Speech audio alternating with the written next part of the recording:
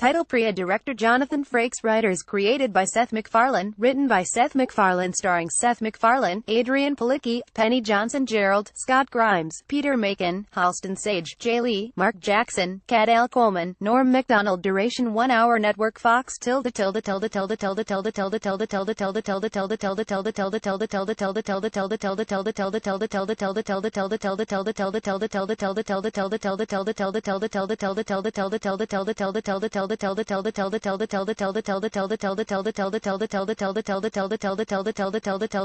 the orville keeps rolling along.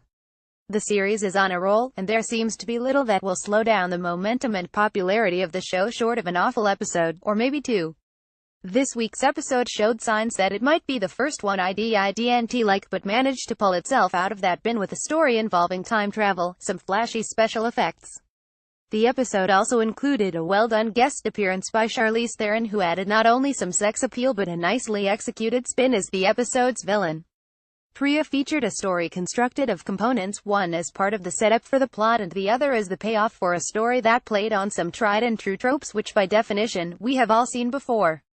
For example, it was blatantly obvious Theron's Pria had an evil agenda in mind, and how Ed could be so blind to that was a little exasperating. Just how stupid are we supposed to think this guy is, for better or worse? It brought into sharp relief the relationship between MacFarlane's Captain Ed Mercer and Palicki's Commander Kelly Grayson. Pria raised not only a lot of questions about the believability of the organization they work for, making the ill-advised decision however assigning a man and his ex-wife to serve as the co-commanding officers on the same ship. It also emphasized how much the show has milked that ridiculous premise, and how much it's wearing thin from being overused. It began to seem the pair squabbling again, this time over another woman that Ed was obviously smitten with has run its course. And in light of the fact, the show made no pretense to hide the idea that Pria had a hidden agenda. Edie's stubborn refusal to listen to any reasonable doubts and questions Grayson raised about their mysterious passenger began to seem hollow and even a little annoyingly overstated as the episode progressed.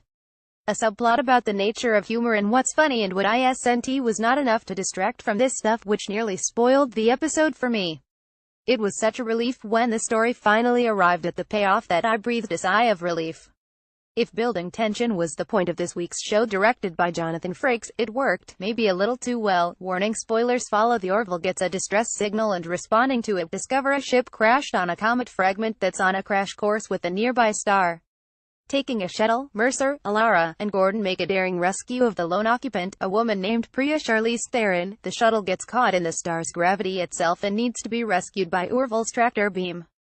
I have a question. Whenever Mercer needs Alara to use her strength on something, does he have to use the same phrase every time? The episode opens by introducing a subplot about humor and what is funny after Gordon attaches some Mr. Potato Head face pieces to Isaac while he is recharging, in an attempt to explain about humor.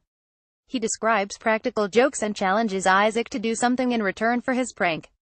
Later in the show, Gordon wakes up missing a leg which Isaac amputated and hid as his idea of a joke. It turns out medical science in the future can grow him a new one, and we are treated to the sight of an only partially restored leg when Gordon is called to the bridge just partway through the process. Meanwhile, Kelly is suspicious of the ship's new passenger and enlists Alara to help her find proof that something is amiss. It's portrayed as an old-fashioned case of the queen bitch not liking the new girl getting undue attention on her turf. It's the beginning of a catfight. As her suspicions continue to grow, Kelly mentions her questions about Pria to Ed, who flat-out refuses to listen and ascribes Kelly's doubts and issues with Pria to being unreasonable and born out of jealousy. It's at this point the ship encounters a dark matter storm, portrayed by a pretty slick use of CGI as a dense asteroid field composed of invisible bubbles that threaten to destroy the ship. For the sake of the story, Gordon can't deal with it, and it's Pria to the rescue as she navigates the ship through the field and out of danger. Of course, this only makes things worse between Ed and Kelly, and Ed ends up in the sack with Pria.